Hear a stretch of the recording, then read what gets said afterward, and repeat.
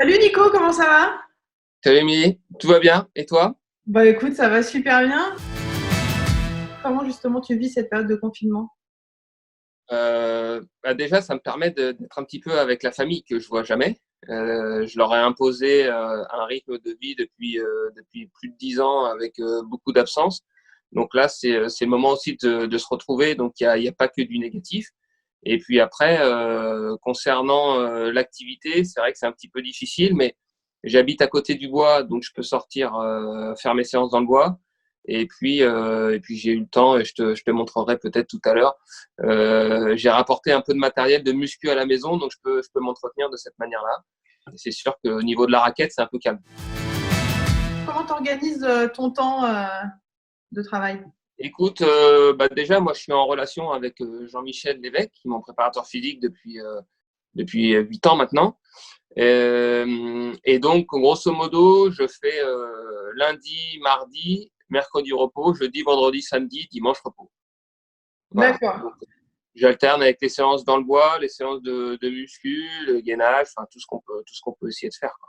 Qu'est-ce qui pour toi te semble complètement indispensable quand tu vas reprendre ou il faut vraiment que tu sois, en gros, que tu n'es pas perdu trop physiquement dans quel domaine pour que tu sois opérationnel le plus rapidement possible? Déjà, pas prendre de poids ou en prendre un minimum. C'est Et fit, après, ouais, à la base.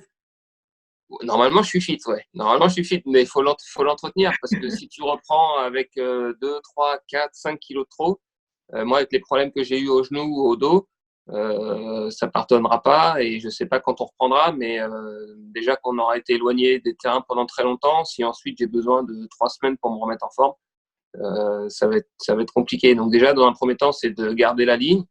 Et puis après, c'est d'essayer de faire tout le renforcement justement pour mes genoux.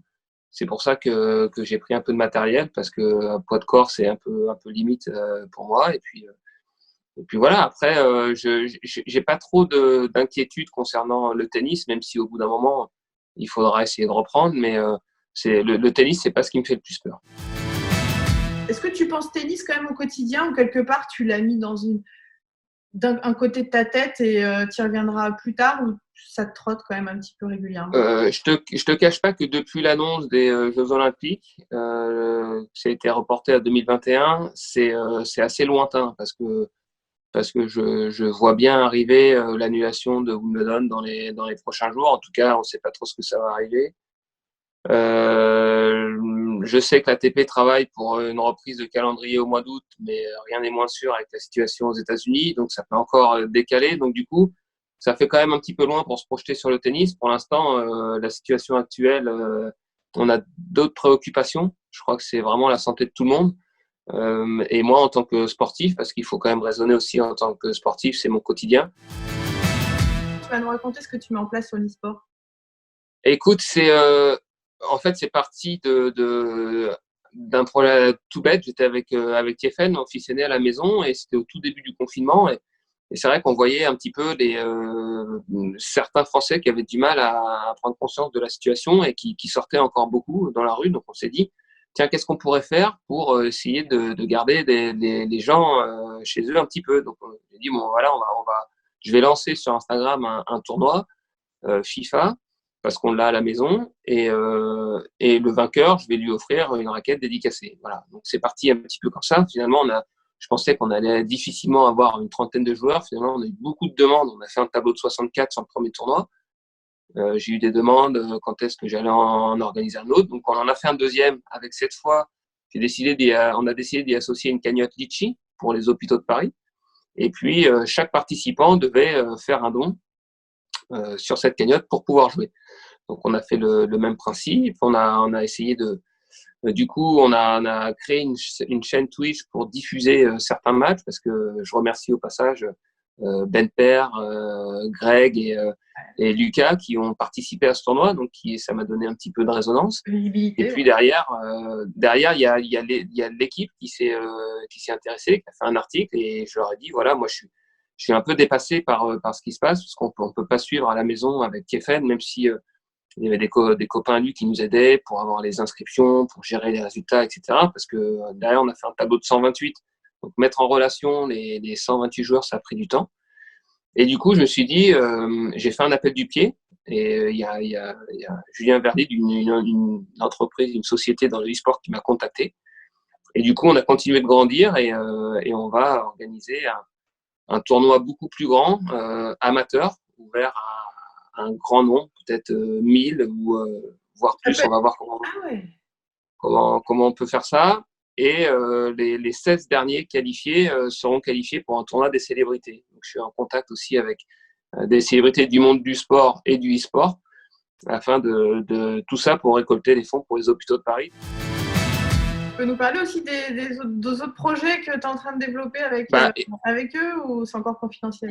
ouais, alors pour l'instant, c'est sûr que c'est très difficile parce qu'il faut être très réactif pour lancer ça, mais on va essayer de lancer des petites émissions une fois par semaine. Le concept avec soit des mélangés e-sport sport avec des personnalités qui font un petit peu les deux.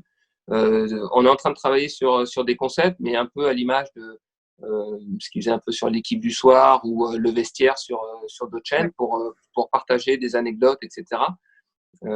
Avec soit des anciens sportifs, soit des sportifs actuels, pour aussi parler de leur situation, de comment ils voient le confinement, les répercussions sur leur sport, leur calendrier, etc. Et puis en même temps, des quiz avec l'équipe. Je sais que la rédaction est en train de travailler sur des questions pour organiser des quiz présentés par un de leurs présentateurs et des célébrités. Donc j'ai déjà des noms, mais je ne peux pas encore les citer, qui vont se prêter au jeu. Et encore une fois, dans le même but de récolter de l'argent, le message sera répété et diffusé pour agrandir cette cagnotte. Avant de terminer, est-ce que tu as un petit message à faire passer justement à toutes ces personnes, fans de tennis, mais pas que, hein, qui sont chez eux, un petit message de conseil justement pour rester au maximum en forme? Bah, déjà, la priorité et le message que tout le monde essaye de passer, c'est vraiment de rester à la maison pour se protéger et protéger les autres. Ça, c'est vraiment le message que tout le monde essaye de faire passer. Ensuite, c'est de profiter des moments où on peut sortir une fois par jour pour s'entretenir, essayer de faire des marches pour certains qui ne sont pas spécialement sportifs, courir à vitesse un petit peu lente pour ceux qui le sont un peu plus. Et puis, d'essayer de faire des petits exercices de gainage. Il y en a plein, plein, plein. Il y a plein de sportifs qui montrent. Alors là, il y a des haltères, mais il y a qu'on peut faire sans poids et sans matériel. C'est important voilà, d'essayer de rester en forme et de garder une bonne hygiène de vie aussi pendant cette période.